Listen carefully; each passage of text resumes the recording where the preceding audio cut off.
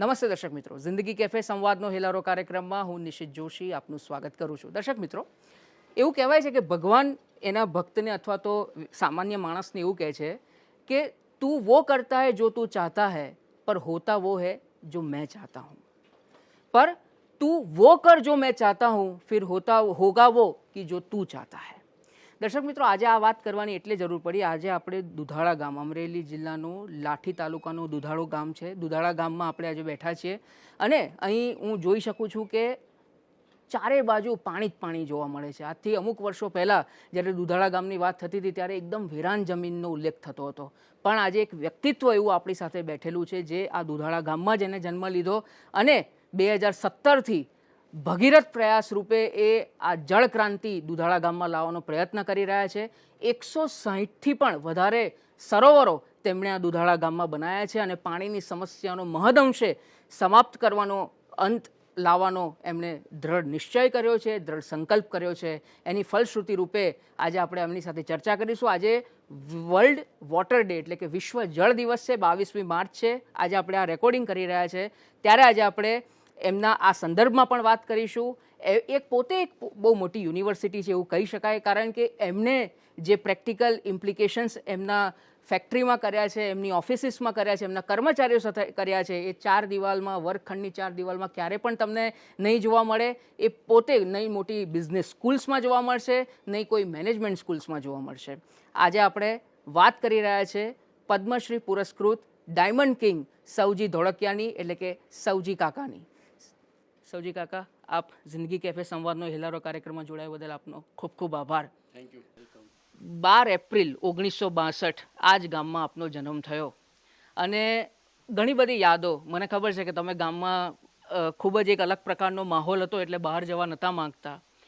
આપણા જે ગામની જે માટી હોય, ગામની માટીથી કોઈ દિવસ કોઈ વ્યક્તિ દૂર થવા ન માંગે, પણ એ જે રમત હતી, એ બાળપણ હતું, એ મિત્રો હતા, એને છોડવાની એક દિવસ ફરજ પડી. પણ પહેલાં બાળપણ કેવું હતું અને પછી આપની માતાએ આપણને 3 વસ્તુ કીધી કે ખૂબ પૈસા કમાય, ખૂબ મોટો માણસ બન ને ખૂબ સારો માણસ બન. આ જે થોડીક ઘટના છે એ આપણે થોડુંક જે મુખ્ય ભૂમિકા, પૂર્વ ભૂમિકા બાંધીએ અને પછી આપણે આપણી વાતને આગળ વધારીએ. બહુ સરસ વાતને તમે ટોપિક આજે ઉપાડ્યો છે. વિશ્વ વર્લ્ડ વોટર ડે છે, જે વિશ્વ માટે આ એક યુનિક એક્ઝામ્પલ છે. તમે વર્ડ વાપર્યો કે જો તું કરતા હૈ वो जो मैं चाहता हूँ तो होता वो કે તું ચાહતા હૈ. આ એનું એક્ઝામ્પલ છે. એની ઉપર આપણે વાત કરીશું. પણ તમે ગામડાની વાત કરી. કુદરતનું કોઈક આયોજન હશે કે મારે નહોતું ગામ છોડવું, નહોતું મારે ધંધો કરવો, બિઝનેસ ન કરવો. મને તો એન્જોય મારા ગામમાં આનંદ થતો હતો. ત્યારે હું 3 વર્ષ સુધી રડ્યો હતો. અહીંયાથી મને ફાધરે બહુ ફોર્સફુલી મને મોકલ્યો હતો, કારણ કે એનું સપનું હતું સિટીમાં રહેવાનું, ફાધરનું. મધરનું સપનું હતું સારો માણસ, મોટો માણસ, જે તમે કીધું. મા બાપની લાગણીને વંશ થઈને છેલ્લે 3 વર્ષ રડીને નિર્ણય લીધેલો કે હવે કંઈક હું એને થોડા પૈસા કમાઈ દઉં, થોડું કરી દઉં, નકર અહીંયા રહેવા દેશે નહીં. મજબૂરી હતી, પૈસા કમાવા એ મારી મજબૂરી હતી, મારો શોખ નહોતો. પણ મજબૂરી હતી એટલે મેં એને શોખ બનાવ્યો અને પૈસા કમાઈને પાછી મારો જે શોખ હતો એ મેં ધંધામાં એપ્લાય કર્યો.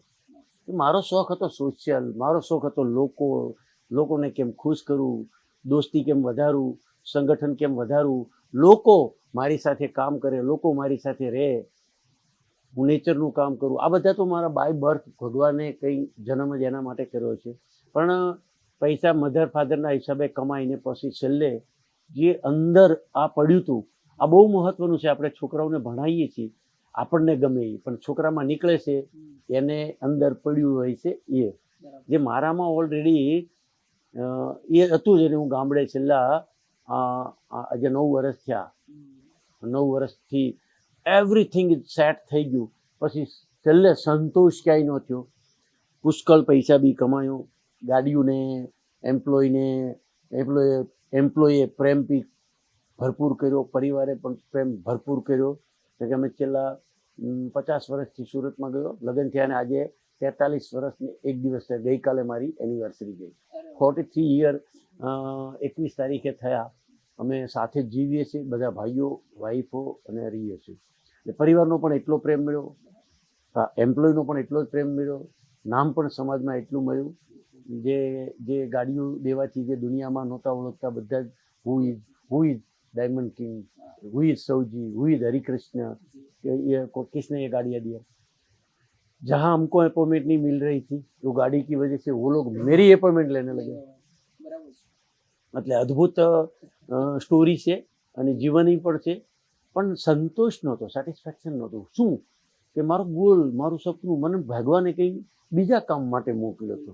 એટલે છેલ્લે અહીંયા પાણીના કામ માટે આવ્યો, પ્લાન્ટેશનના કામ ગામડે આવ્યો. અને ભગવાન આજે પણ મને લેવા આવે ને તો ઓપ્શન આપે, 1 તો સ્વર્ગ અને 2 તો તારું ગામ, તો હું મારું ગામ પસંદ કરું. બહુ સરસ વાત કરી સૌજી કાકા. મારે આ જ ઓપ્શન મને આની પર હું આવું જ છું. પણ જે કોન્ફિડન્સની વાત હોય ને, કે સ્વાભાવિક છે કે બાળક જ્યારે ગામમાંથી બહાર જાય તો એક કોન્ફિડન્સનો અભાવ હોય. પણ ગામમાં આપના દાદા સરપંચ હતા અને તમે 4 ધોરણ સુધી અહીં ભણ્યા. એક કોન્ફિડન્સમાં તમારા જે શિક્ષક હતા એમણે તમને એક પાત્ર ભજવવા આપ્યું નાટકમાં. એ બહુ સરસ કિસ્સો છે, એની વાત કરે. જો આ મોટિવેશનલ અને પેરેન્ટ અને શિક્ષક બધાને લેસન આમાંથી લેવા જેવું છે. હું તો એક અભણ અબોલો હાવ ઠોઠ નિહાળ્યો હતો અને ભણવામાં કોઈ રસ બી નહોતો. ધક્કો મારીને મોકલતા હતા એટલે ભણતો હતો. પણ એક શિક્ષક જ્યારે આવ્યા હતા ગામમાં, અને હું હતો ગામના સરપંચનો છોકરો, જેથી મને એક રોલ આપવામાં આવ્યો. અને 15મી ઓગસ્ટે જ્યાં ફંક્શન થતા હોય ત્યાં મને એક નાટક ભજવવાનું તો એમાં રોલ આપવામાં આવ્યો. અને એ રોલ બહુ સારી રીતે મને એ શિક્ષકે તૈયાર કર્યા. અને શિક્ષકે તૈયાર કર્યા અને મેં મારી કમ્પ્લીટ તૈયારી સાથે, ટ્રેનિંગ સાથે પ્રેઝન્ટ કર્યા રોલને. અને મેં સળી પોકારવાની હતી અને સળી પોકારી. જે 250 માણસો હતા ગામમાં અને મારા પેરેન્ટ બી હતા અને માહોલ બી હતો, સ્કૂલના છોકરાઓ બી હતા. જે તાળીઓ પડી અને જે એ કોન્ફિડન્સ આવ્યો કે આઈ કેન ડુ ઇટ, હું તો કરી શકીશ. આ તાળીઓ આજ બી પડે છે. આ એક શિક્ષકના મોટિવેશનનું પ્રમાણ છે. તમને બળ પૂરું પાડ્યું, પ્રોત્સાહન પૂરું પાડ્યું. શિક્ષક હતા જેને મને આ જે કોન્ફિડન્સ આપ્યો હતો. આજે બી મારા મગજમાં કમ્પ્લીટલી એનો ચહેરો છે. યાદ કરું છું અને ગ્રેટિટ્યુડ આપું છું, આભાર માનું છું કે એ શિક્ષકે મને મોટિવેટ કર્યો. જે મારામાં ઉર્જા હતી જગાડી. અને પછી તો હું દોડતો જ ગયો, કરતો જ ગયો. અને આજ સુધી તમે જુઓ છો મારો કોન્ફિડન્સ એ શિક્ષક. અને લાખ પબ્લિક હોય, લાખ પબ્લિકની સામે બી તમે જ્યારે એકદમ ફ્લોલેસ બોલતા હો તમારી શૈલીમાં, ત્યારે તાળીઓનો ગડગડાટ થાય. પણ એની પહેલાં મારે થોડીક બીજી વાત કરવી છે. 1977માં તમે આવી રીતે જ્યારે આવો છો અને 12 રૂપિયા, 12.5 રૂપિયા ટિકિટ હતી બસની. હવે આ ઘટનામાં એક નોકરીથી તમે શરૂઆત કરી અને એ નોકરી લગભગ 10 વર્ષ તમે નોકરી કરી. અને તમે તમારા કથનમાં હંમેશા એવું કહો છો કે નોકરી એવી રીતે કરો કે સામેવાળો એમ્પ્લોયરે તમને પાર્ટનરશિપ ઓફર કરે, માલિક બનાવી દે. આ જે ઘટના છે એની થોડીક વાત કરો. હું 77માં જ્યારે ગયો, 12.5 રૂપિયા ટિકિટ હતી. મને એટલે યાદ છે, મારી મધર મને મૂકવા આવી હતી. આખી ટિકિટના 25 રૂપિયા હતા. અને એકચ્યુઅલી મારા વર્ષ થઈ ગયા હતા 13, 12.5 થી 13. એટલે 12 વર્ષ જો બતાવે તો અડધી ટિકિટ લાગે. એટલે અમે ખોટું માં દીકરો બોલ્યા હતા. એટલે ખબર છે કે 12 રૂપિયા હેના માટે 12 રૂપિયા ટિકિટ હતી, એના માટે ખોટું બોલ્યા, નકર આખી ટિકિટ લાગે. સ્વાભાવિક રીતે ત્યારે કોઈ આઈડી તો કોઈ માગતા નહોતા. આ મને એટલે પરફેક્ટ યાદ છે. એટલે 12 રૂપિયા ટિકિટમાં આવ્યો હતો. મારી ફોઈ, જે મારા આમ સેકન્ડ મધર કહું તો ચાલે, એમનું નામ છે શાંતુભાઈ. તો એના ઘરે મને મૂકી જાવ તો હું ત્યાં રહું, એવી મારી જીદ હતી. સેફ હતો અહીંયા. મારો એનો દીકરો મારો દોસ્તાર હતો, દિનેશ કર્યું છે, જે આજે રામકૃષ્ણ છે, મારી જેટલી મારાથી મોટી કંપની ચલાવે છે. 2 વર્ષોથી બાળપણથી સાથે હતા, મિત્રો બી હતા. એના ઘરે રહેવું હોય તો આપણે, એટલે મારે એને પણ રાખ્યો. મને એના ખુદના પૈસા બી આપ્યા. 25 પૈસા હર શનિવારે વાપરવા આપતા, રોજના 10 પૈસા વાપરવા આપતા. અને અમે લોકો જતા. એટલે જ્યારે પૈસા અમારી પાસે કંઈ નહીં હતા, બજેટ એની પાસે પણ કંઈ નહીં હતું, પણ એના દીકરાને દે અને મને ન દે, એવા દયાળુ હતા. એના દીકરાને જેટલા દે એટલા મને દેતા હતા. અને અમે બે જાતા હતા. એ પણ 25 પૈસાના ખમણ ખાવા હાલીને અમે 10 કિલોમીટર ગાંધીબાગ કરીને એક બગીચો હતો સુરત સેન્ટરમાં, રવિવારને દી ખમણ ખાવા જતા. એ જે એન્જોય લાઈફ તો અમે બહુ જ મજા કરી છે અને રડતા રડતા મજા કરી છે, કામ કરતા કરતા મજા કરી છે, કોમ્પિટિશન પણ કરી છે અને સ્મૂથલી લાઈફ હાલી છે. પણ અમારે ત્યાં અગવડતા સિવાય કાંઈ નહોતું, એટલે સ્મૂથલી જે હાલી એ હારી જ લાગી. ત્યાંથી મારી જર્ની ચાલુ થઈ. એમાં પણ મને કોન્ફિડન્સ મળ્યો કે મારો જે મિત્ર હતો, જે દોસ્તાર હતો, મારો ફઈના દીકરો, એ 1500-1700નું કામ કરતો અને મારું પહેલા મહિનાનું 179 રૂપિયાનું આખા મહિનાની સેલેરી. મારા મગજમાં સટકી કે એ કરી શકે છે ને હું કેમ નથી કરી શકતો. મેં પ્રયાસ કર્યો, એની જેટલું જ કામ કરવાનો. 4 મહિનામાં હું 1500-1600 રૂપિયા પર મહિને પહોંચી ગયો, જે મારામાં આગ હતી કે હું કરી શકું, કેમ ન કરી શકું. એ ત્યાંથી મારી એમ્પ્લોયની 10 વર્ષ સુધી હીરા ઘસ્યા. પ્રયાસી કર્યા, કારખાનું ચાલુ કરી, પાછા બંધ કરી, ચાલુ કરી, બંધ કરી. પણ મને એક્ઝેક્ટ યાદ છે 83ની સાલમાં બી મેં કારખાનું કર્યું. કારખાનામાં કેવી રીતે? કારખાનું પોતાનું, પણ ત્યાં કામ કરવાનું આખો દિવસ કારીગરની હારે. 2 કારીગરને અમે 2 ભાઈ, એ આમ ફેક્ટરી ચાલુ કરી. એટલે કારીગર કે 10 વર્ષ સુધી હીરા ઘસ્યા. પછી સ્ટાર્ટનું કરતો ગયો, હું બજારમાં જતો ગયો, હીરા વેચતો ગયો. 1-2 હીરા તમને ખ્યાલ હોય તો કારખાનું સાફ કરે ને ગટરમાં જતા રહેતા. ગટર સાફ કરવા વાળાને એ તગારામાંથી ગટર સાફ કરે, એમાં હીરો મળતો. એ હીરા અમે ખરીદતા. એ હીરો ખરીદતા એટલે હીરો ખરીદવાની ખબર પડી, પાછો બનાવતા, બનાવવાની ખબર પડી, પાછા વેચતા, વેચવાની પણ ખબર. આખી મારું સ્ટ્રક્ચર બનતું હતું, મારું ફાઉન્ડેશન બનતું હતું. અને એટલો કોન્ફિડન્સ કે મેં જે હીરાની કિંમત નક્કી કરી આજ સુધી, એ હીરાની કિંમત હું નક્કી કરું એનાથી ડાઉન ના હોય એટલો કોન્ફિડન્સ અને એટલી સમજણ પણ આવી, બનાવવાની પણ આવી. કોને બનાવતા આવડે એ પણ મને કંઈ ના આવડે. કોને બનાવતા આવડે, કોને વેચતા આવડે, કોને લેતા આવડે, કોણ મારાથી હોશિયાર છે, આ બધાને મેં હાયર કર્યા. હું કંઈ હોશિયાર ને તો હું એટલા માટે બોલું છું, મને કંઈ ખબર પડતી નથી, પણ કોને ખબર પડે એ મને ખબર પડે. બહુ સરસ વાત કરી સૌજી કાકા. આગળ હું તમારા માતાજીએ જે પ્રાર્થના કીધી હતી, એ પ્રાર્થનાની થોડીક વાત કરવી છે કે કઈ એવી 3 પ્રાર્થના હતી અને પછી ગોપાલભાઈ તમારા જીવનમાં આવે છે અને એમને જાપ કરવાના કીધા હતા, એના વિશે થોડીક. નહીં, મારી માતાએ મને 12 વર્ષમાં પૂજા આપી હતી કે આ એક પૂજા ભગવાનની પ્રાર્થના તારે સવારે રોજે કરવાની અને પછી કામે જવાનું. એટલે બાળપણમાં તો માતા જે મા બાપ કે એ જ આપણે કરતા હોઈએ છીએ, જનરલ એને ગમતું કરતા હોઈએ છીએ. એટલે પૂજા તો હું કરતો, પણ પછી જે મામની જીદ હતી ને, તું સારો માણસ બન, મોટો માણસ બન, પૈસાવાળો બન. એટલે ગોપાલભાઈ બહુ ધાર્મિક માણસ હતા. એટલે હું એવું ત્યારે સમજતો ધાર્મિક માણસ છે એટલે ભગવાનની નજીક હોય. એની પાસે સલાહ લઈએ કે પૈસાવાળું કેવી રીતે થવાય. એટલે એની પાસે ગયો તો એણે મને આ સિસ્ટમ શીખવાડી કે ભાઈ એમાં નિષ્કામ ભક્તિ અને સકામ ભક્તિ આવે. તું સકામ ભક્તિ કરે તો તું જો ધારે એ કરી શકે. તો મેં કીધું તમે કેમ નથી કરતા? તો કે મારે તો નિષ્કામ ભક્તિ કરવી. નિષ્કામ કેવી હોય? તો કે મને તો મર્યા પછી જે પુણ્ય મળે, ફાયદો મળે એવી ભક્તિ છે નિષ્કામ ભક્તિ, સ્વાર્થ વગરની. આ જન્મમાં સુખી થવું હોય તો સકામ ભક્તિ કરો. મેં કીધું મને તો સકામ ભક્તિ શીખવાડો, મારે નિષ્કામ નથી કરવી. આવા હેતુથી એને સકામ શીખવાડી કે આટલા 11 લાખ જપ કર અને તું જે સંકલ્પ ધારે એ તારા પૂરા થાય. અને થયું એવું 3 વર્ષ, 3.5 વર્ષ મેં પાઠ કર્યા. 3 વર્ષ 7 કલાક રોજ પાઠ કરતો. મારા કેલ્ક્યુલેશન પ્રમાણે રોજના 100 કરતો એટલે મારા 11 નહીં પણ 12 સાડા 12 લાખ થઈ ગયા હતા. પણ હિસાબમાં થોડી ભૂલ હતી. હમણાં કોઈ મને 35-34 વર્ષ પહેલાં, એટલે કે આજથી 10 વર્ષ પહેલાં, 15 વર્ષ પહેલાં મને કોઈએ કીધું કે તારા હિસાબમાં ભૂલ છે.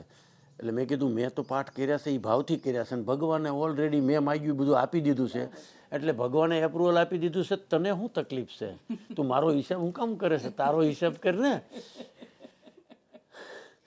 એવું ન કીધું, પણ મનમાં કીધું કે ઇઝ ઓકે, આઈ નો, મને ખબર છે. પછી મેં હિસાબ કર્યો તો ખબર તો પડી જ કે ભૂલ છે. એટલે પાછો ગોપાલભાઈ પાસે ગયો. એ કે કામ થઈ ગયું તારું. મને શું કામ થઈ ગયું? હવે જે તમે પાઠ કીધા મારે અત્યારે હું 100 કરું, 30 વર્ષ કરું તો પૂરા થાય. 30 વર્ષે તો હું 100 વર્ષનો થાય, એટલે કે 90 વર્ષનો થાય. તો કે તારું કામ થઈ ગયું, તારા પાઠ બાકી છે, ભગવાને એપ્રુવલ આપી દીધું છે, તને અત્યારે ખબર પડી છે. હવે તને 100 વર્ષ લગી ભગવાનને જીવાડવો પડશે. એમ કરીને એને પોઝિટિવ લીધું. અરે મેં પાછા થોડા ચાલુ કર્યા. મેં બી થોડી સ્માર્ટનેસ વાપરી કે મારા પાઠનું મેં રેકોર્ડિંગ કરી લીધું. એટલે આખો દિવસ મારા અવાજે ચાલુ જ રહે. આ ટેકનોલોજીનો ઉપયોગ એટલે 11 લાખ પાઠ કરવા એવો મારો સંકલ્પ હતો નહીં, અને ખબર પડી છે તો મારે કરવા જોઈએ.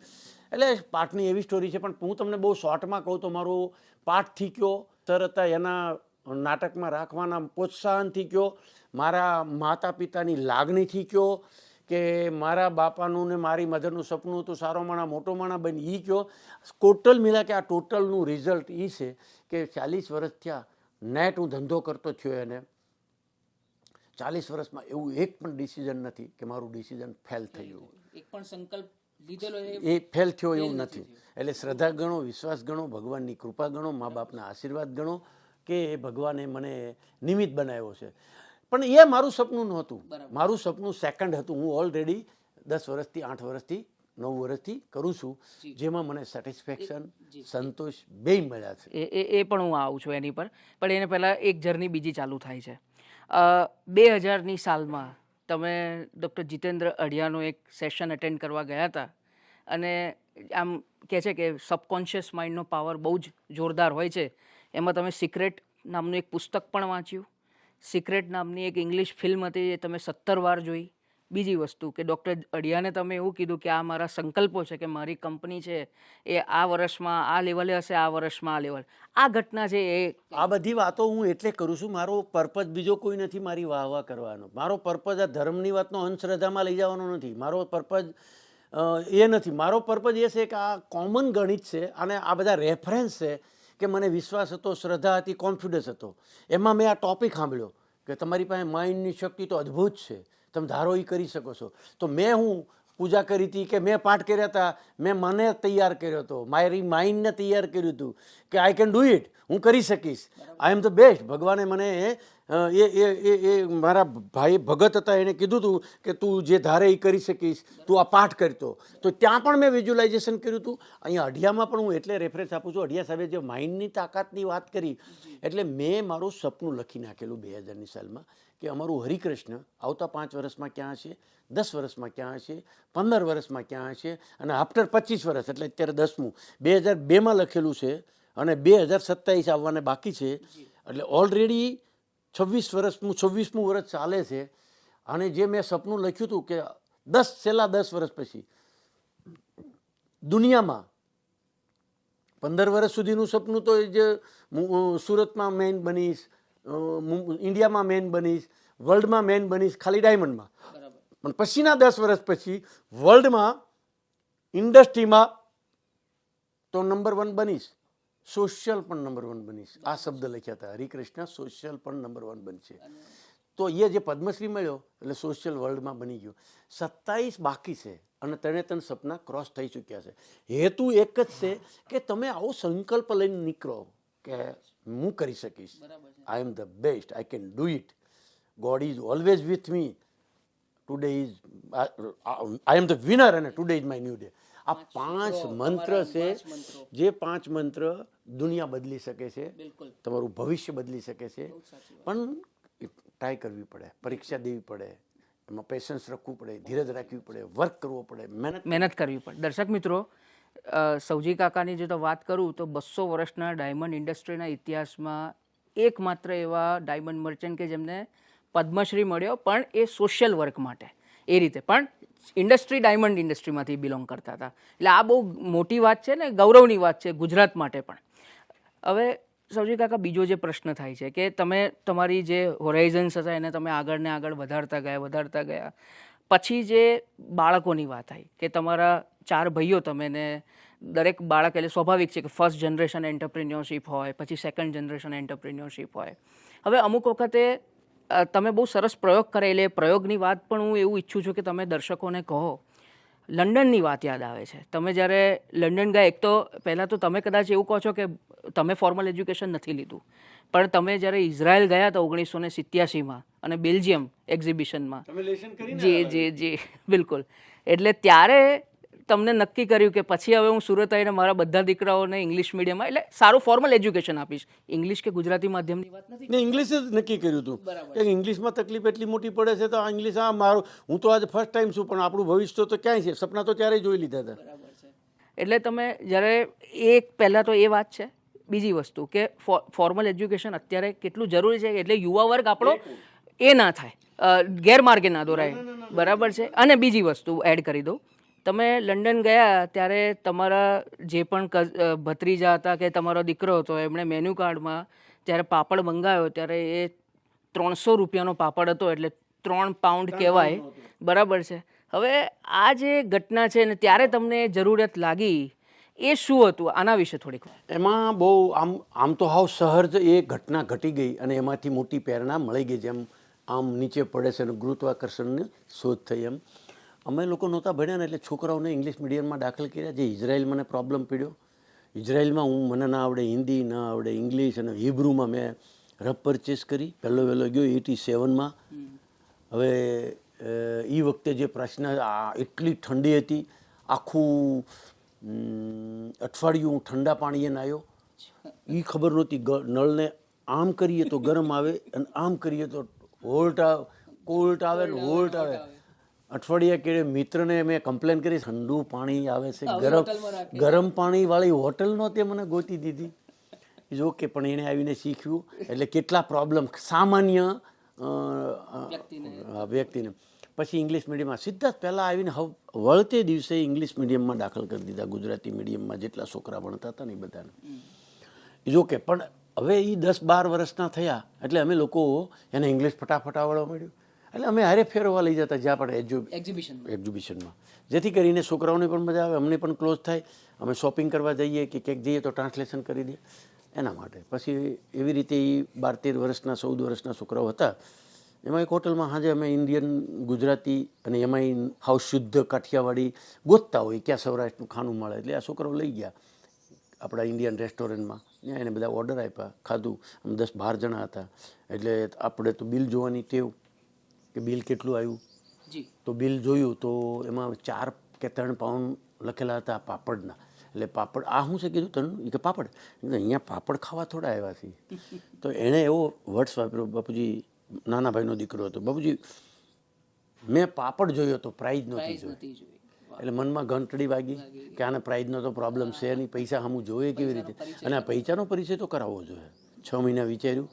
એમાંથી આ ઘટના યાદ આવી. સંજીવ શાહ, સારેગામા પધની શાહ, એનો એક પ્રોગ્રામ કરેલો અને એની સલાહ લીધી કે જીનિયસ આઈડિયા છે, આવી રીતે મોકલવાનો. એટલે જીનિયસ ક્યાં હોતા એ ઘરે આવીને પૂછ્યું. પાછું જીનિયસનો અર્થ શું થાય?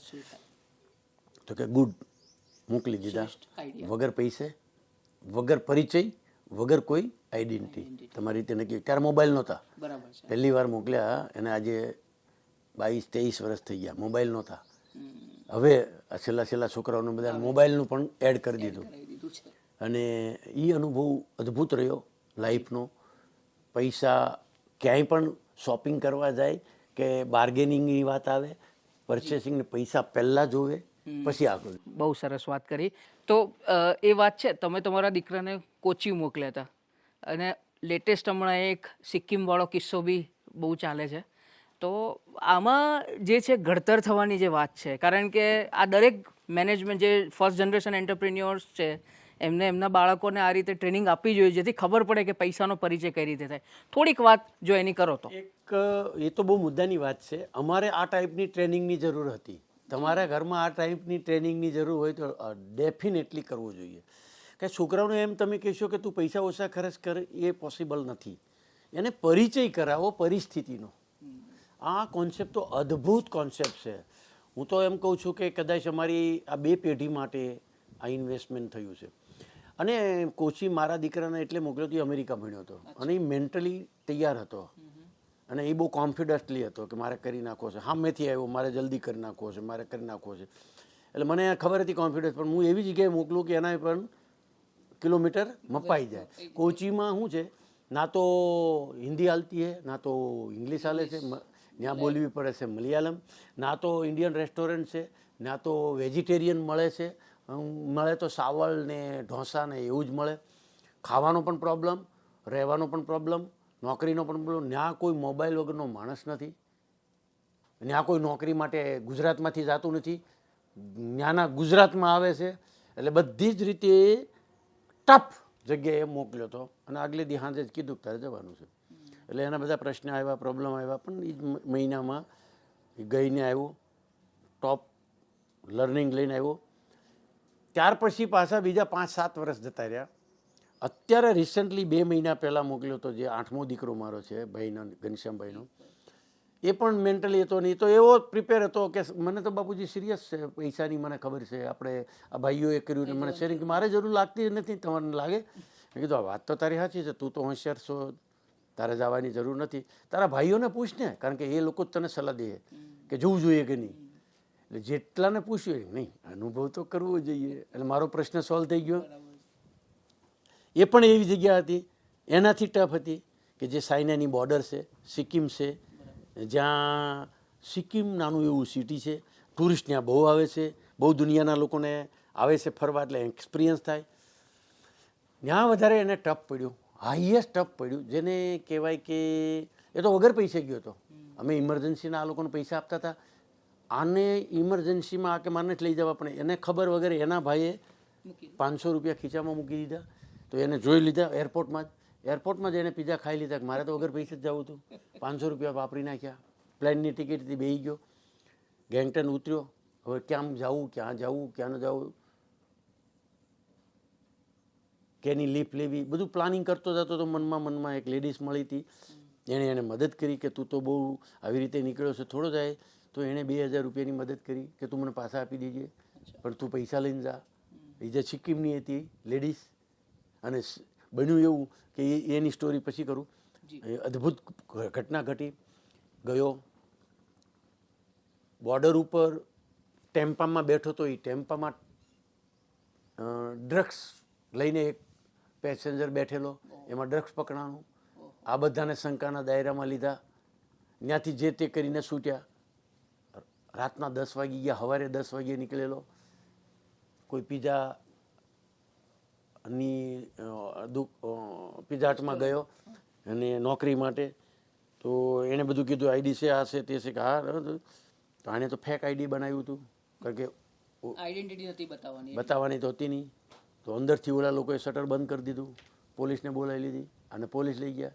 હવે એને આખા પ્રૂફ મળી ગયું, આ ખોટો માણસ છે.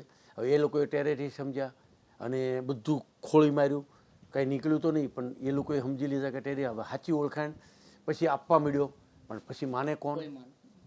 કારણ કે પહેલાં તો ખોટું આઈડી બતાવ્યું હતું. હવે રાતનો 1 વાગી ગયો. એમાં મને ખબર હતી, મેં મોકલ્યું તો સભાનતાથી મોકલ્યું હતું, મને ખબર હતી ત્યાંના ગવર્નર અને મારા ચાહક ને પ્રેમી ને મિત્ર હતા. એટલે હું રાતે ફોન કરું તો મારો ફોન ઉંચકે. સીએમ પણ મારા મિત્ર હતા, એ આ છોકરાઓને ખબર નહોતી. એટલે ત્યાં મોકલ્યો તો મને ખબર હતી કે સીએમને ફોન કરીશ તો પણ પ્રોબ્લેમ, આને પ્રોબ્લેમ આવે તો તું શું, એ આપણે ઓપ્શન રાખવું પડે. હજે મા બાપ પેરેન્ટની જવાબદારી. 1 વાગે મને ફોન આવ્યો કે આવું બધી ઘટના ઘડીની પોલીસ સ્ટેશન છે, તમારી મદદની જરૂર છે. એટલે મેં એને કીધું કે આને ફોન કર્યો, અને સીએમ ત્યાંથી ગવર્નરમાંથી એમના એસડીએમને કહીને બધું કરાવી નાખ્યું, લેવા ગયા, બધું પતી ગયું.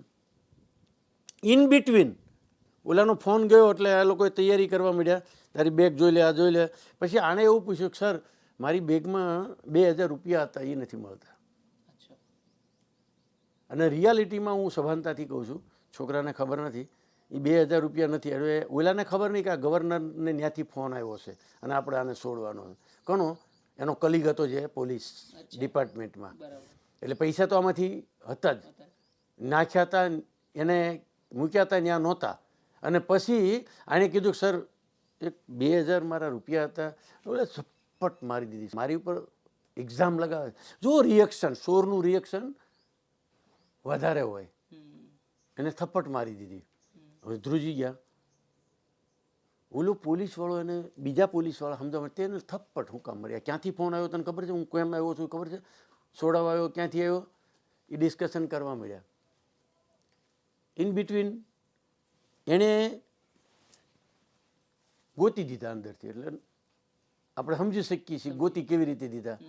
મારી ઉપર આક્ષેપ કરે છે એમ કરીને એને માર્યો. પણ ત્યાં એ સ્ટોરી પૂરી થઈ. પછી હું તો હલી ગયો હતો કે મારે હવે ત્યાં નહીં રાખવું જોઈએ. ગવર્નર મને સમજાવે કાંઈ બોર્ડર છે, અહીંયા તો આવી રીતે ન મોકલાય, તમે મોટું રિસ્ક લ્યો છો. મેં એને કીધું સવાર લગી રહે ને ગવર્નરના હાઉસમાં, હું આવું છું. સવારે મને કે હું અહીંથી નીકળી જાઉં છું, મારે રહેવું નથી, પણ મારે આ નોકરીનો મહિનો પૂરો કરીને જ આવવું છે, તમે આવતા નહીં અહીંયા. હવે આનાથી વિશેષ મારી પાસે શું થવાનું છે? જે થવાનું હતું થઈ ગયું. 1 મહિનો પૂરો કર્યો, અફલાતુન મહિનો પૂરો કર્યો. જે એને એક્સપિરિયન્સ મળ્યો છે શાયદ કોઈ છોકરાને આવા રહીશ ઘરના છોકરાને નહીં મળે. અને એમાં એ પરિપક્વતા રીતે કોન્ફિડન્સ, વિલ પાવર, છેલ્લે દિવસે અમે લેવા ગયા હતા, જે એનો પાવર હતો અને જે એનર્જી હતી અદ્ભુત હતી. આ એક લર્નિંગ ટફ છે, નોટ ઇઝી. મા બાપ માટે તો નોટ ઇઝી, પણ મોટા બાપુજી માટે, કાકા માટે નોટ ઇઝી, કારણ કે રિસ્પોન્સિબિલિટી બહુ મોટી લેવાની થાય છે. હું એટલે હલી ગયો હતો. કદાચ મારો દીકરો હોતે તો ન હલત, મારા ભાઈનો દીકરો હતો અને હેઝ એ લીડર તરીકે કંઈક થયું હોય તો હું શું જવાબ ઘરને દઉં. ત્યારે તો બધી દુનિયા, તમે ઇન્ટરવ્યૂ લેવા જાઓ પણ ત્યારે એમ કહો કે આવા વળી દોઢ ડાયા થવાની શું જરૂર હતી, આવા રિક્સ લેવાની શું જરૂર હતી, ફલાણું શું જરૂર હતી, મોટા ભાડ્યા બધા ટ્રેનિંગ દેવાવાળા, હું અમને નથી ખબર પડતી, યુનિવર્સિટીવાળા બોલે ને આ બોલે ને તે બોલે. આ છેલ્લી પ્રયાસ મેં કરી લીધો, હું રિસ્પોન્સિબિલિટી નથી લેવા, પણ આ ટ્રેનિંગ અદ્ભુત છે. જેની તાકાત હોય લે, જેને જવાબદારી લેવી પોતાના માટે લે, પોતાના છોકરા માટે લે. આ યુનિવર્સિટી દુનિયામાં હજી નથી પેદા થઈ કે આવું લેસન અને આવો કોન્ફિડન્સ કોઈ આપી શકે. આ ઈ કોન્ફિડન્સ છે. વાહ, કરવું જોઈએ. અને આ વસ્તુ તમે જે વાત કરી કે દરેક જણે આ પ્રયોગ કરવો જ જોઈએ, જેમાં એક લર્નિંગ પ્રોસેસ જે કોઈ યુનિવર્સિટીના 4 દિવાલની વચ્ચે કોઈ દિવસ એક વર્ગખંડમાં શીખી જ ન શકાય. આ અને રહી જ ઘરના છોકરાને, ગરીબને કરવાની જરૂર નથી. ગરીબ રોજ જ કરે છે. અને બીજી એક વસ્તુ સૌજી કાકા આપણા દર્શકોને કહી દો કે ફોર્મલ એજ્યુકેશન અત્યારના સમયમાં કેટલું જરૂરી છે. લોકો એટલે નથી ભણતા, એ બી કહી દઉં કે ભાઈ નોકરી ધંધો કર્યા પછી કંઈ કામ તો મળતું નથી, વ્યવસાય નથી. કારણ કે તમારી વખત તમને એવું કહેતા હશે બહુ સહેલું હતું તમારી વખતે ધંધો કરવો, અત્યારે કંઈ ઈઝી નથી. સહેલું નથી ને ઈઝી નથી. પણ આ જે હું બહુ સારો તમે કીધું, મેસેજ સારો જશે અને ખબર નથી.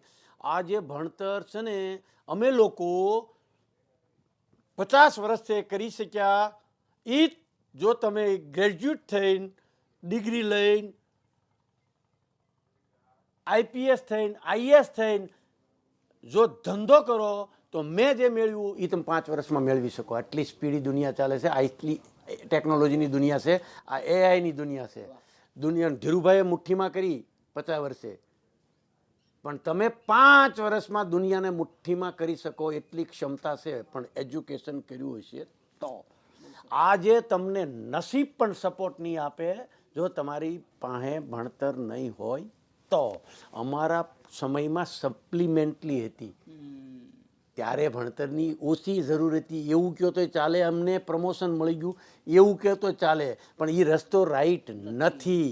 આજે જો ભણશો નહીં, એનું ભજ્યું નહીં આવે, એની પાવલી નહીં આવે. એને કોઈ આજે મારે ઘરે ઘાટીને રાખવો હોય તોય હું ઇંગ્લિશ મીડિયમમાં ભણેલો ઘાટી રાખું છું, કારણ કે ઘરે ડિનરમાં ફોરેનર આવે છે. ઘાટી તરીકે પણ નોકરી નહીં મળે જો નહીં ભણ્યા હોય તો. આ દુનિયામાં ભણવું, જેટલું ખાવું, જેટલું પાણી, જેટલી હવા, એટલી જરૂરિયાત એજ્યુકેશન. બહુ સરસ વાત કરી આપે, અને દર્શકો એનાથી 100% પ્રેરિત થશે. વિચાર જ નહીં કરતા. બહુ સાચી વાત. તમારા જે એમ્પ્લોઈઝ છે એને તમે એક પરિવાર માનો છો સૌજી કાકા, અને મેં શરૂઆતમાં તો ઘણી બધી વાત કરી. અમુક વખતે આ જે ઇન્સ્પિરેશન મળતું હોય છે ને, તો અંદરથી તે અંતસ્ફૂર્ણ થતી હોય છે કે ભાઈ આ એમ્પ્લોઈઝ છે પરિવાર. તમે ઘણું બધું સરસ કહેતા હો છો કે ભાઈ પૈસો અને નફો તો બાય પ્રોડક્ટ છે.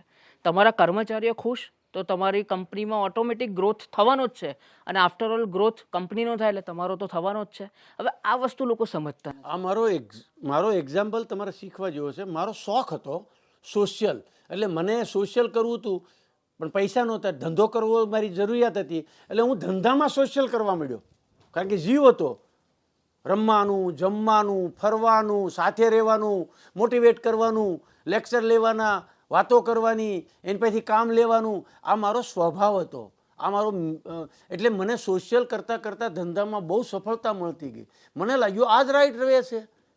એટલે એ કરતાં હજી હું કરી શકું. એમાંથી ગાડીઓનો વિચાર આવ્યો કે હું ગાડી એકવાર દઉં તો એને મોટિવેટ મળશે. પૈસા તો પુષ્કળ દીધા. પૈસા પછી એક લિમિટ આવી જાય, તમે પૈસાથી મોટિવેટ નથી કરી શકતા. પછી માન જોઈએ છે, માન દેવાનું ચાલુ કર્યું. પછી ગાડી, ઘર, બંગલા, ઘરમાં હેપીનેસ માટે જ્વેલરી, આ બધા બિઝનેસ કરતાં આઈડિયા મળ્યા, અને આઈડિયામાંથી અમને સફળતા મળી, સફળતામાંથી પ્રોફિટ મળ્યા. એટલે બાય પ્રોડક્ટ પ્રોફિટ કહું છું.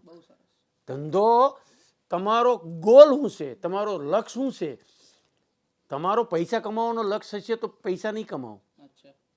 લોકોને હેપી કરવાનો લક્ષ્ય છે, પૈસા બાય પ્રોડક્ટ આવશે. લોકોને ખુશ કરવાનો છે તો નામ બાય પ્રોડક્ટ મળશે. પબ્લિસિટી બાય પ્રોડક્ટ છે. તમે કામ એવા કરો કે તમારું નામ થઈ જાય. એટલે હું આ વર્ડ્સ બધા સર્જન થયેલા છે, આ ક્યાંય વાંચેલા સાંભળેલા નથી. એમાંથી ગાડીઓ આવી. હવે પછી શું કે ભાઈ બિલિયનનું કામ કર્યું, 2 બિલિયનનું કરીશ, 3 બિલિયનનું કરીશ, બુઢો થઈ જાય, દુનિયા શું કામ યાદ કરશે. ટોપ પર જે પેઢી હતી એનો થર્ડ પેઢીએ દીકરો ટોપ પર નથી રહ્યો, એટલે એની કોઈ ગેરંટી નથી. દુનિયા છોકરાએ ભૂલી જાય, પૈસા દીધા છે તો પણ ભૂલી જાય, તો દુનિયા કેવી રીતે યાદ કરે, શું કામ યાદ કરે. જીવ તો સોશિયલ હતો, એમાંથી આ પાણીનો આઈડિયા. વાહ, બસ હવે આ પાણીના આઈડિયાની જ વાત કરવી છે. 2017નું વર્ષ, જ્યારે તમે એક તળાવની વાત કરીને અત્યારે 160થી પણ વધારે તળાવ બનાવ્યા. હવે આ થોડી વિગતે ચર્ચા કરો આની, કે આ શું ઘટના હતી આખી. એટલે તળાવનો વિચાર એટલે આવ્યો, 2 પર્પઝ થાય. એક તો 2007માં અમે લોકોએ પાણીનો જલધારા વખતે હું એમાં પાર્ટ લેતો, મેં એમાં પૈસા કોન્ટ્રીબ્યુટ કરેલા, ડોનેશન આપેલું અને મારા વિચારો રજૂ કરેલા. પણ ત્યારે મારું કદ બહુ નાનું હતું, ધંધામાં કદ થોડું નાનું હતું, અને ધંધામાં હું એટલો બધો નામ નહોતું, એટલે મારી કોઈ એવી હેસિયત નહોતી, લોકો નહોતા સમજતા. જેને મેં ડોનેશન આપ્યું એ લોકોએ મારું માનતા નહોતું. મારો પર્પઝ હતો એક મોટું પોન્ટ બનાવવાનું, એ લોકોનો પર્પઝ હતો નહેરુ બનાવવાના, જે મારી ઈચ્છામાં નહોતું. તો તળાવ બનાવવાની એ લોકોએ કોઈએ તૈયારી ના બતાવી. હવે પૈસા મેં ડોનેશન લખાવ્યા છે ને મારું ન સાંભળે, એ મારા મગજમાં હર્ટ થયું. ત્યારે મેં મારા મનને કીધું હું એકવાર આ લોકોને કરીને બતાવીશ. 2007માં પાછું મેં કામ ચાલુ કર્યું, પણ મારા ગામમાં એટલો બધો ત્રાસ મળ્યો કે હું ભાગી ગયો સૌરાષ્ટ્રમાં. 5 નાના નાના સરોવર બનાવી, પણ એક એક્સપિરિયન્સ મળી ગયો. 2007થી 2017 સુધીમાં અનુભવ થયો પાણીના ફાયદા કેટલા થયા ગામમાં. 50 લાખની ઇન્કમ નહોતી, ગામમાં 5-5 કરોડની ઇન્કમ થવા મળી. એના ફાયદા બી આવી ગયા, કેલ્ક્યુલેશન આવી ગયા, પ્રોબ્લેમ બી આવી ગયા, અનુભવ બી આવી ગયો, બધું રેડી હતું. 2017માં નરેન્દ્રભાઈ મોદીએ મારી ફેક્ટરીનું ઓપનિંગ કર્યું અને મેં એમના સહર્જ લખી નાખ્યું કે હું તમને એક રાષ્ટ્રને સરોવર ગિફ્ટ આપીશ આભાર રૂપી. તમે મારી ફેક્ટરીમાં આવ્યા, 36 મિનિટ મને આપી, હું તમને શું આપી શકું, હું રાષ્ટ્રને એક સરોવર આપીશ. એવું મેં લખી દીધું. વળતી દિવસે આભારનો લેટર લખી દીધો. અને 4 મહિના ભરપૂર નરેન્દ્રભાઈ આવે એટલે આમ ચાર્જિંગ ત્યાં મળી ગઈ, આખા પરિવાર ખુશ થઈ ગયો. 4 મહિના 1,15,000 ટ્રક, એક્ઝેક્ટ આંકડો ખબર છે, માટી કાઢી અને સરોવર રેડી કર્યું. પહેલા જ વરસાદે સરોવર ભરાઈ ગયું. 17 તારીખ નરેન્દ્રભાઈનો જન્મદિવસ આવતો હતો. નરેન્દ્રભાઈ ત્યારે અમરેલીમાં એનો ઓટોમેટિક કાર્યક્રમ ગોઠવાનો. મારું અહીંયા તળાવ રેડી ગોઠવાઈ ગયું, કુદરતે ભરી દીધું. મેં પાછું નરેન્દ્રભાઈને રિક્વેસ્ટ કરી કે 17 તારીખ તમારો જન્મદિવસ છે, તમે અમરેલીમાં આવો છો, મેં તમને જે લેટર લખ્યો હતો એ સરોવરના આ ફોટા, આ ભરાઈ ગયું છે, તમે ઓપનિંગ કરી દો. થોડી વાર વિચારીને કે ચાલો વિડીયો કોન્ફરન્સથી અમરેલીથી કરી દઈશું. વિડીયો ઓપનિંગ કરી દીધું. ઓવર ચાર્જિંગ થઈ ગયા. 100 સરોવરનો સંકલ્પ લઈ લીધો. ખુશીમાં નો સંકલ્પ લેવાય, હું એમ કહું ખુશીમાં જ લેવાય. દુઃખમાં કોઈ દિવસ સંકલ્પ મજબૂત ના લઈ શકો. વચન હેપીનેસમાં જ અપાય. જ્યારે તમે હેપીનેસ છો ત્યારે તમારી ક્રિએટિવિટી, તમારું જોમ મજબૂત હોય છે. ત્યારે લીધેલા સંકલ્પ કુદરત અને નેચર બધા જ તમને એનર્જી પૂરી પાડે છે. એ હાવ ખોટી કહેવત છે કે દુઃખ બહુ ખુશ હોય ત્યારે વચન નહીં આપવા, ત્યારે જ આપી દેવા, ત્યારે જ દાનનું ડિસિઝન લઈ લેવાનું, ત્યારે જ તમારે સંકલ્પ લઈ લેવાનો, પછી નહીં લઈ શકો. અને એ પણ દર્શક મિત્રોને પૈસાવાળાને કહી દઉં, પૈસા દેતી વખતે કોઈને પૂછવું નહીં, લખાઈ નાખવા. નકર ઘરમાંથી જ તમને કોઈ લખાવા નહીં દે, તમારા જ તમને નડશે. ભલે તમે કમાઓ ત્યારે, પણ પછી તમારે એપ્રુવલ લેવું પડશે. ડિસિઝન ફટાફટ લઈ લો, તમે કમાણા છો એનો. એ લોકોને કમાવા દો, એ લોકોને રળવા દો, એની સારું બચાવવા એવું જરૂરી નથી. એ ઊભા કેપેબલ જ છે, કરી નાખશે, તમારા છે. જોકે ફર્ગેટિંગ. પણ હું બહુ સભાનતાથી કહું છું, ખુશ હોવ ત્યારે જ વચન નિર્ણય લેવા, અને ત્યારે જ તમે એક ક્રિએટિવિટી લાવી શકો. એટલે 75 સરોવર પૂરા થયા ત્યારે પાછું મળવાનું થયું. એટલે મેં એમને આ બધી સ્ટોરી કરી. એણે મેં કીધું ખાલી સર્વે કરાવો. ભારતમાં પાણીનો પ્રશ્ન બહુ ઇઝી આપણે સોલ્વ કરી શકીએ એમ છીએ. એટલા ઓછા ખર્ચામાં ભારત સરકારને ગુજરાત સરકાર હર વર્ષે ખર્ચો કરે છે. આખી લાઈફમાં એક જ વાર ખર્ચો એટલો કરો આ પ્લાનિંગથી 100 વર્ષ ખર્ચો બંધ. તમે સ્ટડી કરાવો. IIT દિલ્હી થ્રુ એને સ્ટડી કરાવ્યો. આ કયા કહેવાય ઇમ્પેક્ટ રિપોર્ટ, આના ઇમ્પેક્ટ રિપોર્ટ, આની કોસ્ટ બધું સર્વે કર્યું. અને વગર ખબરે એ લોકોએ પદ્મશ્રી મને આપી દીધો કે આનો તો બહુ મોટી ઇમ્પેક્ટ છે. અને પછી પાછો સંકલ્પ રૂક્યો નહીં. 75 આજે 165 બની ચૂક્યા છે અને 12ના બાકી છે, કામ ચાલુ છે. આ વર્ષે 177 કામ ચાલે છે. 177માં સરોવરનું કામ બરાબર છે, ચાલુ છે. આ એનર્જી નરેન્દ્રભાઈ અહીંયા બેઠા બેઠા પૂરી પાડી. અને 5 વર્ષથી હું કહેતો હતો કે ભારત માતા સરોવરનું ઓપનિંગ કરવા આવવાનું છે. આ વર્ષે એ પણ એને સપનું પૂરું કર્યું. આ એક લીડરની ક્વોલિટી છે, આ એક લીડરનું મોટિવેશન છે, આ એક વિઝ્યુલાઇઝેશનનું મોટિવેશન છે. જીતેન્દ્ર હડિયા ગણો, નરેન્દ્ર મોદી ગણો, મધર ફાધર ગણો કે શિક્ષક ગણો, આ બધા પ્રેરણાના સમયે પ્રેરણા મળતી ગઈ છે. નેચરે શાયદ આના માટે જ ઘડતર કર્યું હશે. આજે જે બહુ અદ્ભુત કાર્યક્રમ થયો, આટલા બધા દેશોના એમ્બેસેડર આવ્યા અને એક વિશ્વ જળ દિવસ નિમિત્તે તમે એક કાર્યક્રમ કર્યો, એના વિશે થોડીક વાત કરો કે આ શું હતું. અને તમે ઘણા બધા ગામડાઓના સરપંચથી લઈને જે અગ્રણીઓ છે એમનો સન્માન પણ કર્યું આની અંદર. હા, આ બધા આઈડિયા મારા દીકરાના છે, બ્રિજેશના છે. કે વોટર વર્લ્ડ ડે છે તો અમારી જે આજે જે જ્વેલરીની મોટું સંગઠન 100 વર્ષ જીપસો આપણે નામ આવ્યું, એ કંપનીના 100 વર્ષ પૂરા થયા. અને એના નામનું અમારે સરોવર આપવાનું કમિટમેન્ટ થઈ ગયું હતું. એટલે એનું લોકાર્પણ કરીએ અને ઘણા દેશોના એમ્બેસેડરને લાવીએ. આ કોન્સેપ્ટને આવી રીતે દુનિયા સુધી પહોંચાડીએ. કેટલો ઇઝી છે, વાયેબલ છે, બધાથી પોસિબલ છે, બધા કરી શકે એમ છે. ખાલી વિઝન બદલો અને લોકોને દેખાડો. એટલે એમ્બેસેડર અમારા આગળ પણ 12 એમ્બેસેડર આવ્યા હતા આ પાણીનો પ્રોજેક્ટ જોવા. અને આપણે પોતપોતાના કન્ટ્રીમાં એણે આખો રિપ્રેઝેન્ટ કર્યા. આજે પણ 14 એમ્બેસેડર આવ્યા. એનો પર્પઝ હતો કે બધાને આપણે સન્માન પણ કરીએ, એમ્બેસેડરને બતાડીએ અને એની વચ્ચે સરોવરનું ઓપનિંગ પણ કરીએ. આ દિવસ જ આના માટે ઉત્તમ છે, વોટર વર્લ્ડ ડે. તો એ લોકોનો પ્લાન હતો. એમાં એડ કર્યો કે 12 ગામના લોકો કામ કરે છે તો એમ્બેસેડરની વચ્ચે એને સન્માન કરો. બીજા 12 ગામના લોકો વેઇટિંગમાં છે, એવું નથી, પણ બીજાને પ્રોત્સાહન મળે. હજી કામ કરે છે, દિલથી કામ કરે, કારણ કે મહેનત આની પાસે ઓનલી ને ઓનલી ઈચ્છા શક્તિ અને મહેનત જોઈએ. પૈસા દેવાવાળા રેડી છે. પૈસા દેવાવાળાને તો ખરેખર દેવા છે, રાઈટ પાત્ર નથી મળતા. રાઈટ પૈસો વપરાય. સરકારને પુષ્કળ પૈસા દેવા છે. સરકાર પાસે પૈસાનો તૂટો નથી, પણ મહેનતનો તૂટો છે, ઈચ્છા શક્તિનો તૂટો છે. બધાના વિઝન જુદા છે. આ ખેડૂતોને ખાલી પાણીનો પ્રોબ્લેમ સોલ્વ કરી દો, અને એક પણ સબસિડી દેવાની જરૂર નથી. અને એ કોઈની પાસે ભીખ માગે એમ નથી. અહીંયા અમારે ત્યાં 50,000 વીઘો કોઈ જમીન લેતું નહોતું. વર્ષની 5 એકર 10 એકર જમીન હોય તો 2 લાખની ઇન્કમ કોઈને થતી નહોતી. આજે 7-8 લાખ રૂપિયા વીઘાના થઈ ગયા. 50,000ના 8 લાખ અને 2 લાખના 20 લાખની ઇન્કમ ખેડૂત કરે છે. આ ભારતને મજબૂત કરવા હોય તો ગામડાને મજબૂત આવી રીતે કરી શક્યો. ગામડાને મજબૂત કરવા બીજી કોઈ દવા નથી, એને પાણી આપી દો. એટલે ટૂંકમાં તમે જે આ 7 વર્ષ કે 8 વર્ષથી જે આખી મુહિમ ચલાવો છો, જે અભિયાન ચલાવો છો, એમાં તમે તમારો સમય, શક્તિ, સંપત્તિ અને શરીર, આ ચારેયનું તમે યોગદાન આપેલું છે, જેની ફલશ્રુતિ રૂપે 160થી વધારે સરોવર બન્યા. સિદ્ધપુરના રાજા સિદ્ધરાજ સોલંકીએ 108 સરોવર બનાવ્યા હતા. જી જી જી, એટલે એ આખી ઘટના છે. આવી રીતે એમને પણ એ જ વિઝન હતું ને આ જ વિઝનથી પણ આજે સિદ્ધરાજસિંહને તમે મેં યાદ કર્યા 108 સરોવરમાં. દુનિયા કોઈને સાતમી પેઢીએ ભૂલી જાય પૈસાવાળો હતો કે નહોતો કે કોણ હતો એ. સિદ્ધરાજસિંહને આપણે યાદ કરીએ છીએ. આ ઇતિહાસ લખીને એક નાની વાવ બનાવી હોય ગામમાં યાદ કરે છે.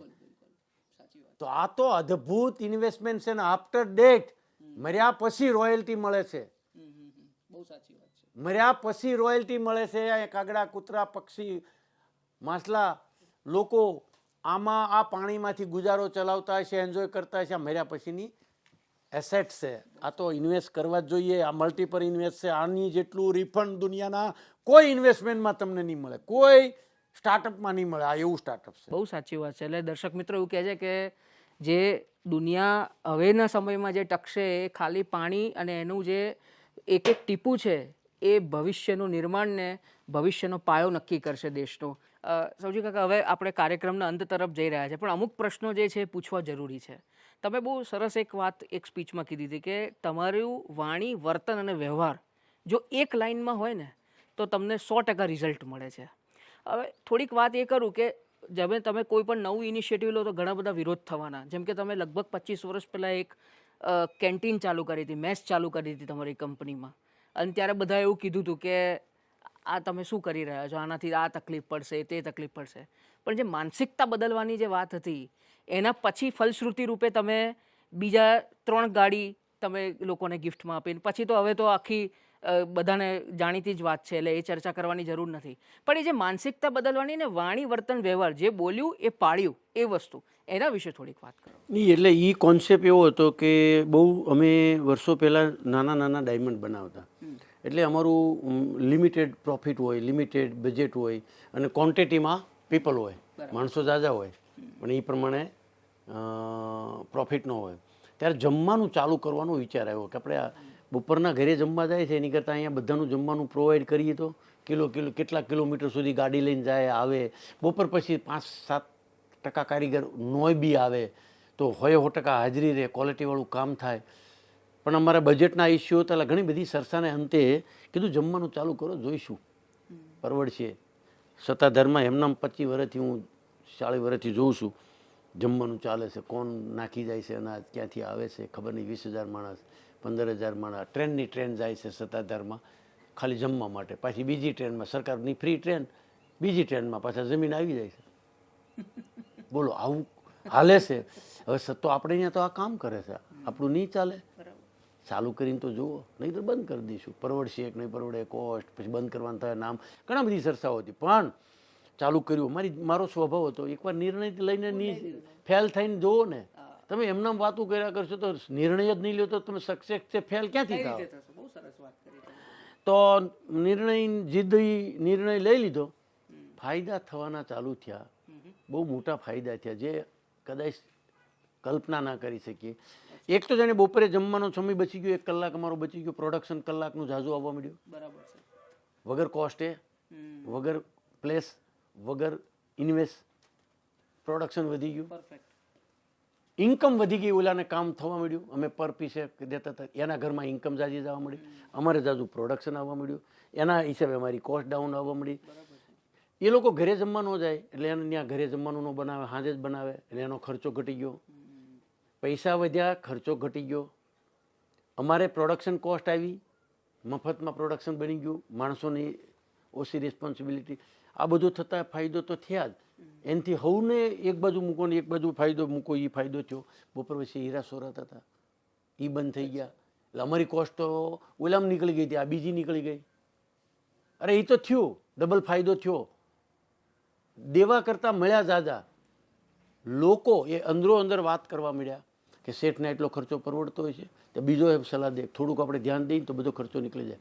લોકોની માનસિકતા ચેન્જ થઈ. જે 3 પેઢીએ આપણે માનસિકતા ચેન્જ નથી કરી શકતા, એ માનસિકતા ચેન્જ થઈ. તો હવે આ માનસ બદલાણું જ્યારે આ લોકો કામ કરે અને આટલું સારું માનસ, આટલી દાનત અને આટલા ભાવથી કરે તો કંપનીનું રિઝલ્ટ કેવું આવે તમે જોઈ શકો છો. જે તમે ભાળો નહીં એમ કંપની ગ્રોથ કરતી ગઈ. કંપની પાસે હતું કે નહોતું, હોશિયાર હતા કે નહોતા, કંપનીનો ગ્રોથ થયો. કારણ કે સબકા સાથ સબકા વિકાસ. કંપની. આમાંથી અમને ભાવના એના પ્રત્યે વધી, લાગણી વધી, અને ત્યાર પછીની બધી સિસ્ટમ, જમવાની કયો, રમવાની કયો, પિકનિકની કયો, મા બાપની કયો, સાસુ સસરાની કયો, આ બધા એમાંથી સર્જન થયેલા વિચારો છે. જ્યારે પોઝિટિવિટીવાળા કોઈ પણ માણસ એ રસ્તે હાલે અને આ બધા રસ્તાના ફાયદા મળે ને. બહુ સરસ, બહુ સરસ વાત કરી. અને આ તમે નિષ્ફળતાની વાત કરી ને, એમાં તમારા ઓફિસના ટેબલ પર હજુ પણ એક લખેલું છે વાક્ય, કુછ કરકે નિષ્ફળ હોના બેહતર હે કુછ ના કરકે. એટલે તમે કાંઈ જ નથી કરવાના, એ મોટામાં મોટું રિસ્ક છે.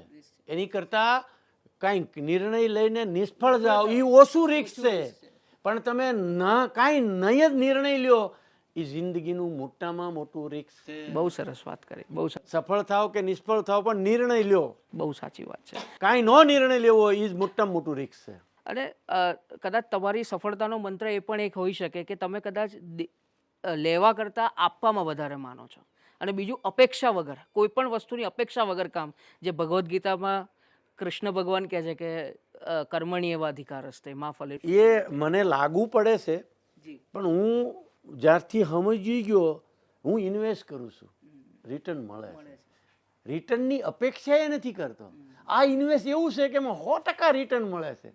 100% મળે છે, ટકાવારીમાં 100% મળે છે. એકના 100 ગણું મળે છે, અને મળે કે નહીં મળે એમાંય 100% મળે છે. એવું મેં ફિલિંગ કર્યું છે. અને કુદરતનો નિયમ છે, નેચરનો નિયમ છે, ધર્મનો સિદ્ધાંત છે, કર્મ કરો ફળ મળે જ છે. અપેક્ષા વગર કરો કે અપેક્ષાથી કરો, સારું કરો કે મોડું કરો, તમારે જોઈએ છે કે નથી જોતું, કર્મ કર્યું એટલે ફળ મળે છે. નકે તો ખરાબ કર્મ કરે છે અને ફળ નથી જોતું, પણ કર્મનું ફળ મળે જ છે. એટલે હું તો એટલે મોટિવેટ થાઉં છું, અપેક્ષા વગર કરો. પૈસા બાય પ્રોડક્ટ, નામ બાય પ્રોડક્ટ, બધું કામ બાય પ્રોડક્ટ. લોકો તમારા જીવનમાં તમારું કામ કરવા આવી જશે. જેમાં એમ્બેસેડર આ ગરમીમાં કેવી રીતે આવે, તો નામ કરે. અત્યારે 14 દેશના એમ્બેસેડર એના દેશમાં જઈને વાત તો ધોળકિયા ફાઉન્ડેશનની, હરિકૃષ્ણની કરવાના છે ને, રેફરન્સ તો આ જ દેવાના છે ને. સિફજો કંપનીના જે CEO હતા, આ યુનાઇટેડ નેશનમાં આખા વર્લ્ડના ડેટા અને રેફરન્સ આપે છે. હવે આનાથી મોટો રેફરન્સ કોણ આપે? એને માર્ક લુથરની કમ્પેરિઝનમાં એનો દાખલો. હવે એ દાખલા બીજા ઈ દે તે દુનિયા આપણે બધું જ થાય છે. પણ તમે કામ કરો. બહુ કામ કરો, બહુ સાચી વાત છે. છેલ્લા 2-3 પ્રશ્નો છે મારા. એક તો પહેલું જે વાત છે કે કોઈ પણ સફળતા હોય અથવા તો કોઈ પણ કાર્ય હોય, પરિવારના સપોર્ટ વગર શક્ય નથી હોતું. અને તમે કીધું કે ગઈકાલે જ તમારી લગ્ન તિથિ હતી, એટલે એની તો શુભેચ્છા આપને, બિલેટેડ હેપી મેરેજ એનિવર્સરી. તમારા પત્નીનો સપોર્ટ અને બીજા બધા પરિવારજનોનો સપોર્ટ. પરિવારના સપોર્ટ વગર તો એક સૂકું પાંદડું પણ ન હાલે. હવે કેવી રીતનો સપોર્ટ? એટલે કે ફિઝિકલી દે એમ નહીં, એ લોકો માનસિક તમારી હારે હોવા જોઈએ. મારે તો ફિઝિકલી છે, માનસિક છે, આર્થિક છે અને શારીરિક છે. આખો પરિવાર સાથે છે, કારણ કે એને ગમે છે, ફાધરને ગમે છે અને દીકરાને ગમે છે. હવે જ્યારે ફાધરને ગમે છે, મધરને ગમે છે, દીકરાને ગમે છે અને વાઈફને ગમે છે, તો પછી મારે હવે દુનિયાની કોઈની અપેક્ષા રાખવાની જરૂર નથી. ભાઈઓને એટલે ગમે છે કે ભાઈઓ ધંધો કરે છે, એ એને બરાબર ખબર છે કે આ કોન્સેપ્ટ આપણે પૈસા વાપરવાનો છે. ઓલરેડી આપણું માર્કેટિંગ થઈ રહ્યું છે. તમે ધંધો કરો, હું આ કામ કરું, ફળ પૂરો પરિવાર ભોગવે છે. એટલે મોરલી, આર્થિક કે મેન્ટલી બધો જ સપોર્ટ પરિવારનો છે. અને એ વગર એકલો માણસ કંઈ ન કરી શકે. કારણ કે છેલ્લે તો બધું મેળવીને શું જોઈએ છે? પરિવારનું સુખ. જો પરિવારનું સુખ દાવ પર લગાડવું પડતું હોય તો આ કરીને શું રિઝલ્ટ છે? તે મારા પાઠમાં ભગવાનની પક્ષપાત કૃપા છે. જો મને આવું બધું પ્લેટફોર્મ મળ્યું છે અને મારો એ શોખ બની. આ એક સંદેશ પણ અમે ઈચ્છીએ છીએ કે તમે આપો, કે જેમ કે બંને ભાઈઓ, તમારા તો 4 ભાઈઓ તમે ટોટલ.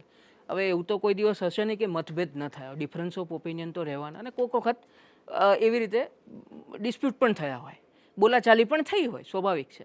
તેમ છતાં પણ એક છત નીચે બધા લોકોએ રહેવું અને આટલા સહિયારું કામ કરવું, આ લોકો માટે એક શીખવા જેવી વાત છે. એના વિશે શું? તમે આખી દુનિયા સર કરી શકશો, આખી દુનિયા તમને ફેસિલિટી મળી શકશે, આખી દુનિયાનું સુખ ભોગવી શકશો, પણ પરિવાર સાથે નહીં હોય ને તો તમારું સુખ ઝીરો છે, તમારા પૈસા ઝીરો છે. પૈસા પરિવારને દાવ પર લગાવીને કોઈ વસ્તુ મેળવવી નહીં સુખી થાવ, હું તમને ગેરંટી આપીશ. પણ પરિવારને તમે ગમે એટલો ભોગ આપવો પડે, પ્રાયોરિટી જો પરિવાર હશે તો બાકીનું બધું બાય પ્રોડક્ટ હશે. એના માટે દાવ પર લગાવવું પડશે, તમારી ખુશી દાવ પર, તમારું માન દાવ પર, તમારું સન્માન દાવ પર. તમે અપેક્ષા પરિવારમાં માન નહીં રાખશો તો નહીં મળે. તમને દુનિયા આખી સલામ મારતી હશે, સેલ્યુટ કરતી હશે, પણ પરિવાર પાસે અપેક્ષા નહીં રાખતા, નકર પરિવાર તૂટી જાય અને તૂટે છે. બધાની અપેક્ષા વધી જાય છે અને બધાની ફૂલફિલ થતી નથી. બધાની પ્રાયોરિટી જ્યારે પરિવાર હોય, અમારા પરિવારને આ પ્લસ બધા પરિવાર એટલી સમજદારી છે કે અમારો પરિવાર સુખી અને સફળ બેય છે, જેનું કારણ છે અમે જોઈન્ટ છીએ. 87 વર્ષના ફાધરે છે અને 7 મહિનાનો 6 મહિનાનો હમણાં એક દીકરો જન્મ્યો. બધાને જ સાથે છે અને બધાને જ ખબર છે અને બધા જ ખુશ છે અને બધા જ હારે છે, બિકોઝ કે બધાને એ ખબર છે સફળતા, સુખ અને સંપત્તિ બધું જ આમાં સમાયેલું છે. આ બધાની અન્ડરસ્ટેન્ડિંગ છે, સમજદારી છે, એટલે ભગવાનની પક્ષપાત કૃપા છે. પ્રધાનમંત્રી નરેન્દ્ર મોદીજીનું જે સપનું છે 2047માં વિકસિત ભારત, અને અત્યારે આત્મનિર્ભર ભારત ઉપર ભારે બળ મૂકી રહ્યા છે, ભાર મૂકી રહ્યા છે, એમાં કઈ રીતે સહભાગી થઈ શકે રાજ્યનો દરેક નાગરિક કે દરેક પરિવાર? ભારત પાસે મોટામાં મોટી માનસિકતા પબ્લિકની છે, ક્રિએટિવિટીની, એ તક ઝડપી લે છે. અને ભારત પાસે સૂઝબૂઝવાળી પ્રજા છે, મહેનતુ પ્રજા છે, એટલે તક ઝડપી લેવાની છે. નરેન્દ્રભાઈનું સપનું સાકાર થઈ જવાનું છે, વિકસિત થઈ જાય અને વિકાસય થઈ જાય અને મહાસત્તાય થઈ જાય. બરાબર છે. અંતમાં દૂરદર્શનના માધ્યમથી આપ દર્શકોને શું સંદેશ આપવા માંગશો? આપના જે 5 સંદેશ છે એનો ઉલ્લેખ કરીને એ ઉપરાંત કંઈક આપજો કહેવા માંગો. મારી તો એક જ પ્રાર્થના છે, એક જ વિનંતી છે. ભગવાને આપણને બહુ સારી ઓપોર્ચ્યુનિટી આપેલી છે, ભગવાને આપણને બહુ મોટી તક આપી છે. આજના લાઈવ પોઝિશનમાં આપણે અહીંયા પ્રેઝન્ટ છીએ. નરેન્દ્રભાઈ મોદી જેવો આપણો લીડર છે અને આજે તમારી પાસે એજ્યુકેશન છે, જુવાની છે અને સમય અને પવન બંને તમારી તરફ વહી રહ્યા છે. સંકલ્પ કરી મહેનત કરવાનું ચાલુ કરો. મહેનતનો કોઈ વિકલ્પ નથી. તમે બહુ ફાસ્ટ ગ્રોથ કરી શકશો. સરકાર, સમાજ, તમારો પરિવાર, તમારું એજ્યુકેશન, તમારું શરીર, તમારી સમજણ બધું જ તમારી સાથે છે. કર્યા વગર કાંઈ મળવાનું નથી. સ્પેશિયલ કેટેગરીમાં કોઈ તમને આપી જવાનું નથી. બધા ભીડમાં છે. મહેનત કરવાનું, સંકલ્પ અને નિર્ણય, જે મારા 5 સૂત્ર છે. I am the best. તમે બેસ્ટ સમયમાં છો. આઈ કેન ડુ ઇટ. તમે કુછ બી કરી શકો છો. God is always with. ભગવાન હંમેશા, ભગવાન ભારતમાં જ છે, કારણ કે ભારતની પ્રજામાં ભગવાનને આવવું હોય ને તો એ ભારત દેશ એવો છે કે જન્મ લેવો, એટલે ભારતમાં જ ભગવાન છે. ગોડ વોઝ ઓલવેઝ વિથ મી. આવા વેમથી, આવી શ્રદ્ધાથી, આવા વિશ્વાસથી જીવો અને આઈ એમ ધ વિનર. તમે વિન થવાના જ છો. અને ટુડે, આજે ભૂલી જાઓ, ફર્ગેટિંગ વર્લ્ડ ડે છે. તમને જે ગમતો વિષય છે એમાં ઝંપલાવી નાખો. ઝાડુ મારવાનો વિષય ગમતો વિષય છે, એ ઇન્ડસ્ટ્રી ચાલુ કરો. પોતા મારવાની એ ઇન્ડસ્ટ્રી ચાલુ કરો. કાર સાફ કરવાની એ ઇન્ડસ્ટ્રી, ચપ્પલ બનાવવાની, પાલિશ કરવાની કે ઇન્ડસ્ટ્રી, તમને જે શોખ છે એ ધંધો ચાલુ કરો. તમે જે ચાહો છો, જે તમે પહેલાં કીધું હતું, તમે એ કરો. જો ભગવાન ચાહે છે તો તમને જે મળશે જે તમે ચાહો છો. આ નેચરનો નિયમ છે, કુદરતનો કાનૂન છે. બધા જ સુખી થાય, બધા જ આમાંથી પ્રેરણા લે, બધાના જ ઘરે મારી જેવો કોન્ફિડન્સ પેદા થાય એવી શુભકામના. Thank you very much. ખૂબ ખૂબ સૌજી કાકા, આભાર આપનો કે આપ દૂરદર્શનના જિંદગી કેફે સંવાદનો હેલારો કાર્યક્રમમાં જોડાયા અને આટલી રસપ્રદ, પ્રેરણાદાયી વાત અને માર્ગદર્શન આપ્યું આપણા દર્શકોને, યુવાનોને ખાસ, કે જે લોકો એન્ટરપ્રિન્યોર્સ બનવા જઈ રહ્યા છે, નવો બિઝનેસ શરૂ કરવા જઈ રહ્યા છે, અને જે આ 5 મંત્રો છે એ ડેફિનેટલી ખૂબ જ ઉપયોગી સાબિત થશે આપનો ફરીથી ખૂબ ખૂબ આભાર. પણ શોર્ટકટ ક્યાંય નહીં મારતા. શોર્ટકટ ક્યાંય દુનિયામાં સફળતાનો છે નહીં. ભૂલ નહીં કરતા, જલ્દી કરતા નહીં કંઈ. કારણ કે પ્રતીક્ષા અને મહેનત વગર કાંઈ મળવાનું નથી. જેટલી મહેનત મજબૂત હશે એટલી સફળતા મોટી છે. જેટલી વાર લાગશે એટલી લોંગ હાલશે. Thank you very much. એટલે તમને કહી દઉં, તમે કીધું છે કે કોન્ફિડન્સ, હું શતાયુ થવાનો છું, 100 વર્ષ જીવવાનો છું. ભગવાન તમને શતાયુ કરે અને તમે આવી જ રીતે ઉત્કૃષ્ટ કામગીરી, સમાજને નવું નવું આપતા રહો, ઉપયોગી થતા રહો. અને કારણ કે એવું કહેવાય છે ને કે તમને જ્યારે સમાજ માન આપે છે, તાજ આપે છે, ત્યારે તમારી અપેક્ષા વધી જતી હોય છે. કારણ કે તમે કંઈક કરી શકશો એ વિશ્વાસ સાથે તમને એક સ્ટેટસ પૂરું. હું તો રોજે રોજ જે શીખું છું એ બાય પાસ કરતો જાઉં છું. કારણ કે મારે તો આપવું છે. રોજ અનુભવ વધે છે ને રોજ હું શીખું છું. કારણ કે મારા જે કંઈ શબ્દો હોય છે ને એ અંદરથી અનુભવેલા છે. વાંચેલા કે લખેલા કે સાંભળેલા નથી. જે પ્રેક્ટિકલી જીવનમાં અનુભવ થયા છે, અંતરસ્ફૂર્ણા થઈ છે, જે ફિલિંગ આવી છે, જે હેપીનેસ આવી છે, હું તરત ને તરત શેરિંગ કરી દઉં છું. પણ આ કરશો તમને એ જ મળશે જેમ મને મળે છે. I am the best, I can do it, I am the winner, today is my new day, God is always with me. આ 5 સત્ર સાથે જીવું છું, આપ બી જીવો રહીશું. Thank you very much. તો દર્શક મિત્રો, આ હતા ડાયમંડ કિંગ સૌજીભાઈ ધોળકિયા, પદ્મશ્રી પુરસ્કૃત સૌજીભાઈ ધોળકિયા, જેમણે તમામ પાસાઓ ઉપર વાત કરી, જીવનની ફિલસૂફી વિશે વાત કરી. અને એમણે એક શબ્દમાં બહુ સરસ રીતે, એક વાક્યમાં સરસ રીતે સમજાવ્યું કે જો પ્રકૃતિનું તમે કામ કરો છો તો પ્રકૃતિ તમને અવશ્ય એના વળતર સ્વરૂપે ઘણો બધો મોટો રિવોર્ડ આપે છે. અંતમાં 2 લાઈન સાથે હું મારી વાતને પૂર્ણ કરીશ કે જે એમની જે વાત છે ને, એમની જે આખી સાફલ્ય ગાથા છે એનાથી, કે મંજિલેं उन्हीं को मिलती है जिनके सपनों में जान होती है, मंजिलें उन्हीं को मिलती है जिनके सपनों में जान होती है, सिर्फ पंख होने से कुछ नहीं होता, हौसलों से उड़ान होती है. આ વિચાર સાથે અત્યારે બસ આટલું જ. આવતા શનિવારે ફરીથી એક નવા મહેમાન સાથે ઉપસ્થિત થઈશું. ત્યાં સુધી અમને રજા આપશો. નમસ્કાર.